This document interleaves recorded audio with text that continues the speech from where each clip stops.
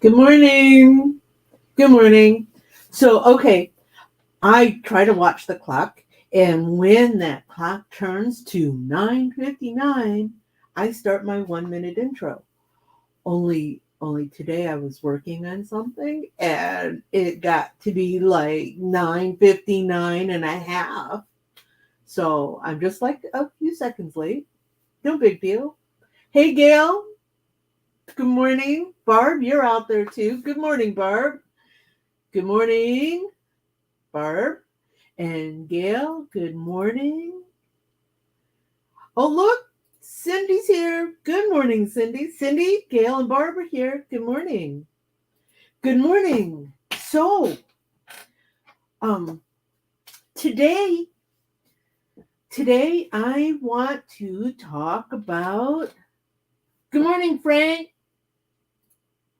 Actually, good afternoon. I'm glad you made it. So today, I think we should talk about finding a digitizer. Yeah, I know. If you go onto any of the Facebook groups and you say anything that implies the need to convert a graphic, a picture to a machine format or to embroidery, you're going to get 300 replies. Okay, that might be a slight exaggeration, might be 295. But there's dozens and dozens and dozens of people out there just um, scanning all the groups for the word digitizer. Okay, so you need a digitizer. That's the only way you're going to convert that graphic to a machine file, an embroidery file. And some people, some new users, they're not, and customers, um, they're not quite up on the terminology when it comes to embroidery. So you'll tell them, well, I need to have that image digitized. And they're going to look at you strange and say, but this is a digital picture. It is digitized. Not that kind of digitizing. When you convert a graphic to a thread file, you need a software and a skilled person who uses that software to lay in where the threads are going to go in the file so that the machine can read it and replicate what has been instructed in the file. Okay, so now we know what a digitizer does. Of course, that's just really just a little summary of it. Um, when you put it out there that you need a digitizer and you get those 295 responses, how do you pick a digitizer? Do you just, oh, first come, first serve? You spoke up first. Let me just throw it your way.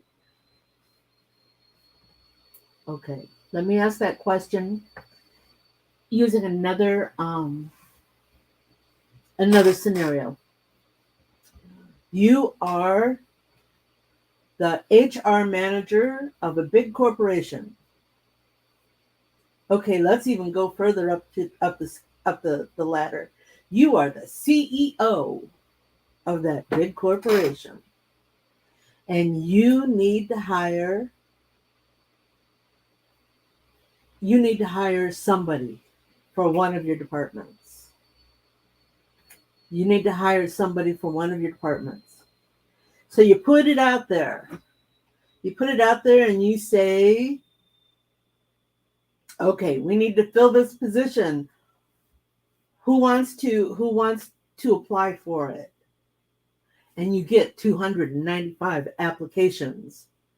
How do you filter out and get the person that's right for the job? That's what we're going to talk about today. Cindy's got a suggestion.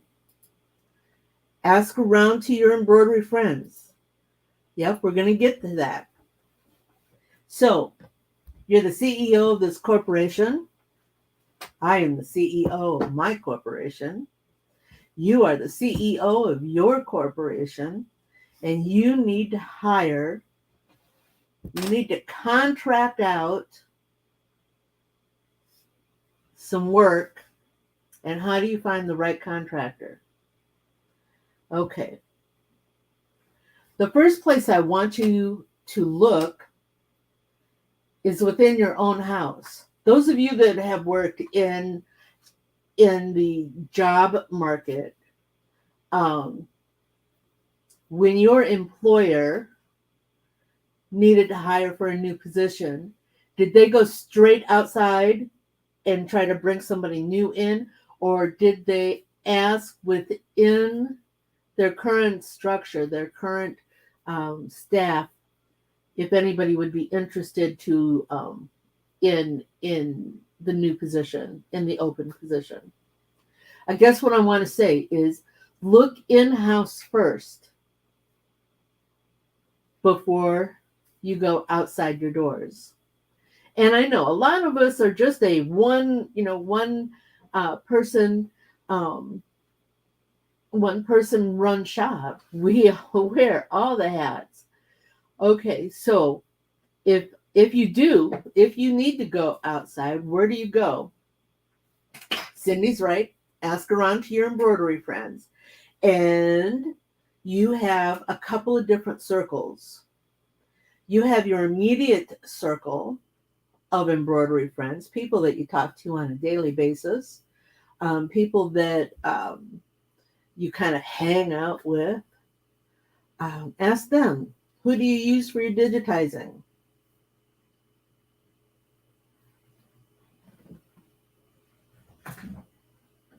Barb, I'm sorry, I made a big pause there. I was just reading Barb's comment. She said it took her a few months to find a digitizer that she was pleased with and had good communication with. She's doing her own digitizing more and more, but she needs that backup digitizer when she's busy. Yep, we're all in that same boat. So let's go back again. How do you find that digitizer? Um, Ask your friends, but don't, just because they like Sally over here or Jason over there, you may not like Jason or you may not like Sally. You need to find the person that clicks with your inner creativity. Okay, so you still need to interview them. Okay, now once you've interviewed them, maybe you still need to go outside. Maybe you still want to look at others. So where's your next circle? You've got your intimate circle that you're asking. Where's your next bigger circle? Go to your social media. And yes, you're going to get a 295. But ask in the groups that you participate in. Well, like the embroidery nerds, for example. All of those guys have digitizing experience. In their group, if I were looking for a digitizer in their group, my first thought would be to approach them. Do you have openings in your digitizing schedule to work this job for me? Because they're educated, they're knowledgeable, that they can do the job. And again, that carries over into your other groups. Your other groups, maybe they have a list of digitizers that they have vetted or have an approved list of digitizers. Approach them first. Then start looking at your 295 digitizers. And what do you want to ask? You want to interview them, just like you would for any other job. If you wanted somebody to come in and run your machines for you, would you pull Joe off the street and tell him, okay, here's the machine, go at it? No. You want to know if Joe has any experience. And you want to ask him about his experience. So with the digitizers, you want to do the same thing. Now, of course, if you're looking at an approved list of digitizers, or you're talking to somebody that you know is a digitizer, you can you can get past the "Are you a digitizer?" question and go straight to the interview. How long have you been digitizing? What kind of software do you use? That can be important. If you want to self edit, you need to make sure that they're working the same software you are. So, do you have any samples of your work?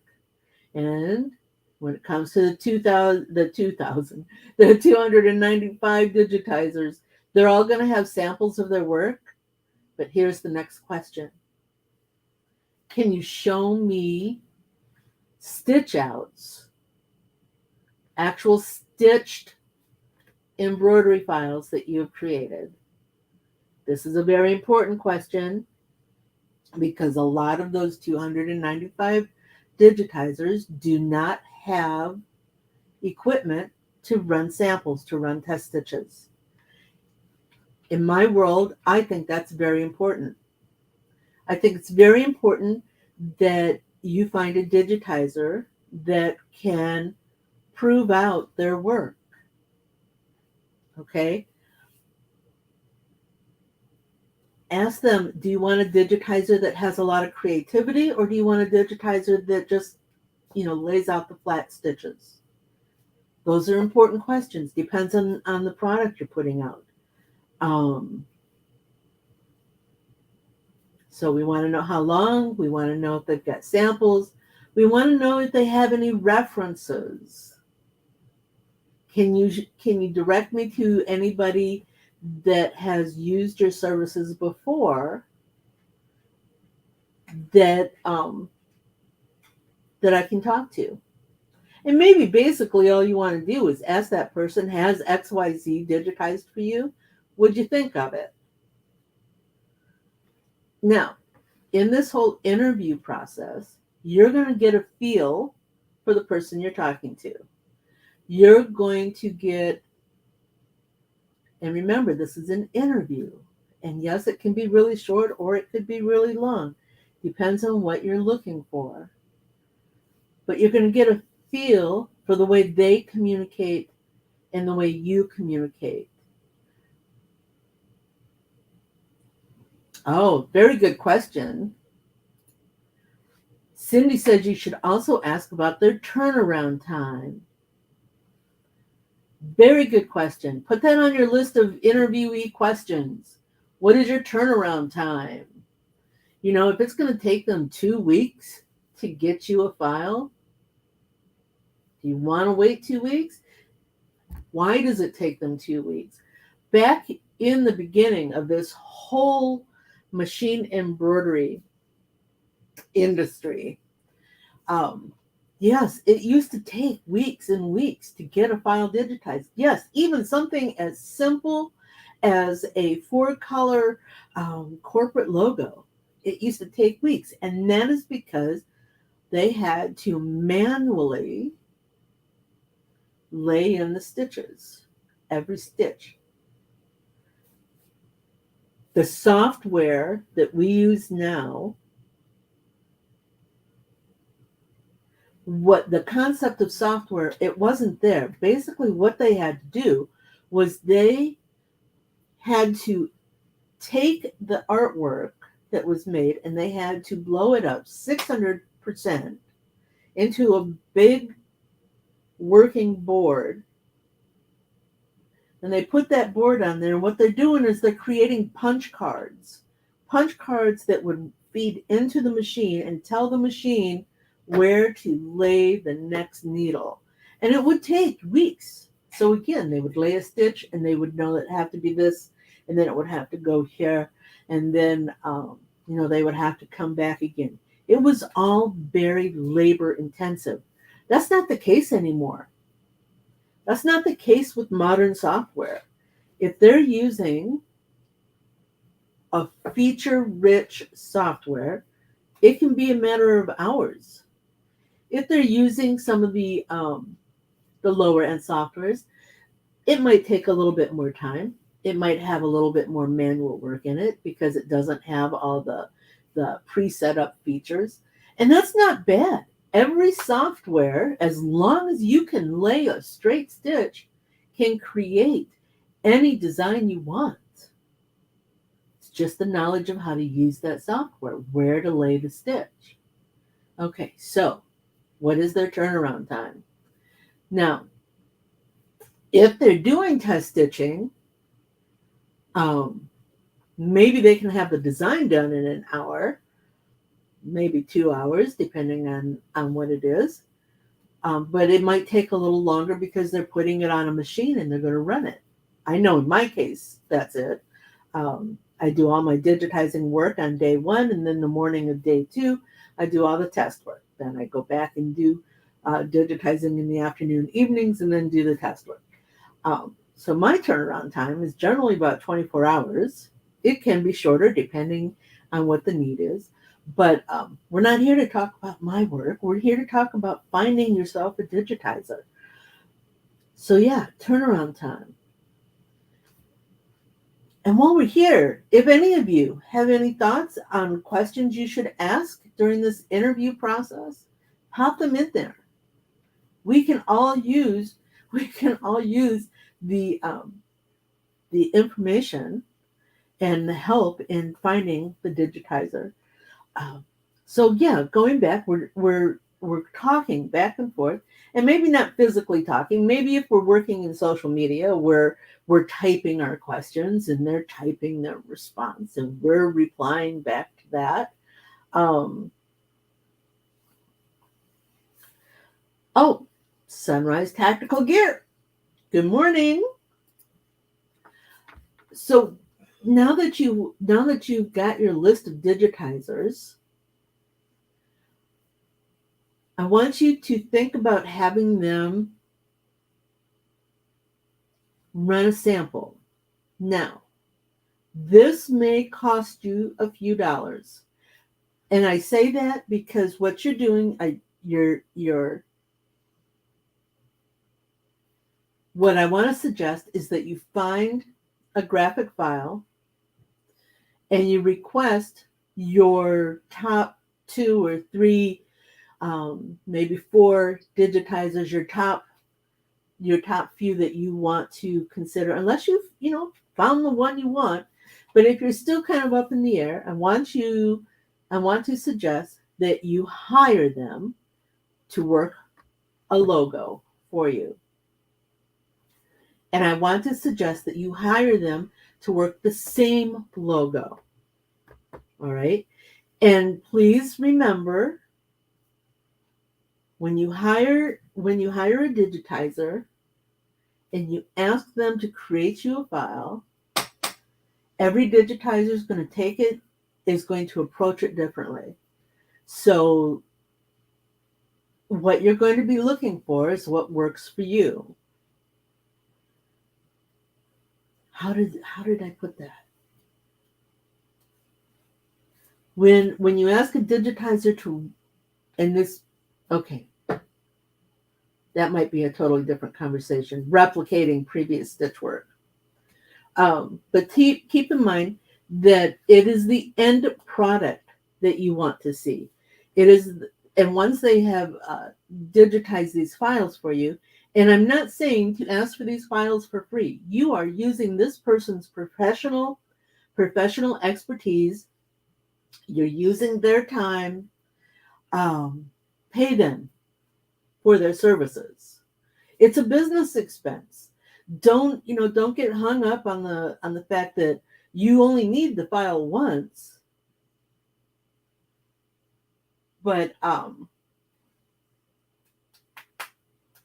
but you want to find the digitizer who's going to do the best work for you. Barb's got a comment here I want to bring up, which goes along with our questions. She's saying that getting the working files, such as the EMB, is important, along with the machine file. So basically, what she's saying is that remember I said if it's important to you to have the working file, to make sure that that digitizer is using the same software you are, that's one of those questions. Can you provide me with the working file so that I can make minor edits? Okay, so where were we? Oh, yes. Pay the digitizer for their time. Stitch out all of the files that you requested. Watch them stitch. And I know that we're all very busy and we're all trying to multitask and we're all trying to get all the things done because remember we all wear that all the hats. But take the time and watch these stitch. Maybe you don't like the way the pathing goes on one of them. Maybe you feel that this one, instead of making travel stitches, it did a trim and jump, and that takes time. So determine which file works best for you, and then work with that particular digitizer. Let's see. What else was there? Sorry, I just drew a blank. Um, so hire, and then you hire your digitizer. And I'm sorry, I'm stumbling now. Please forgive me. It happens sometimes. Let's see. Interview them for the job, search within, new hire, boss of a company. Okay. Yeah, I've totally drawn a blank. Where do we want to go next? So now you've hired your digitizer. You're going to work with them. If down the road, oh, thank you, Cindy. Cindy, you always got my back. Thank you very much. Compare price and cost. Okay, yes. Pricing is going to be important. Be careful though. Don't go to Fiverr and expect to get a $5 file and expect it to stitch well. Remember, you get what you pay for. If you want quality work, oh, that's where I want to go. Making a note because I don't want to forget it again. If you want quality work, be willing to pay for quality work. Oh my gosh, and I lost it again. It'll come back.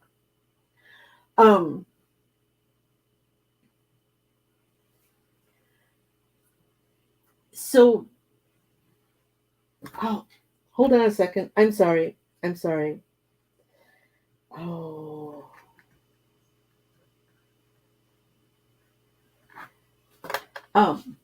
You get what you pay for. If you're going to a $5 digitizer, US, odds are that digitizer is going to be overseas, who has a much lower cost of living, maybe working with pirated software. Many, many, many different reasons why their prices are so low. But they're trying to pump out as many as possible. So the quality is going to be kind of low. And, I'm not saying that it's all going to be bad. I'm sure that there are awesome digitizers that come from overseas, and the pricing is very, very reasonable. Clients pay for. It's going to be very reasonable. And your overseas, you're right, Cindy, your overseas digitizers, the communication can be an issue. Remember, English is probably a second language for them and probably not a very good language. It's not very clear for them. But if you can, if they're within your budget and they're giving you good work, wonderful. The thing I was trying to remember is when it comes to the cost of digitizing, you don't pay for that. Yes, you're going to pay the digitizer, but ultimately you're going to recoup that expense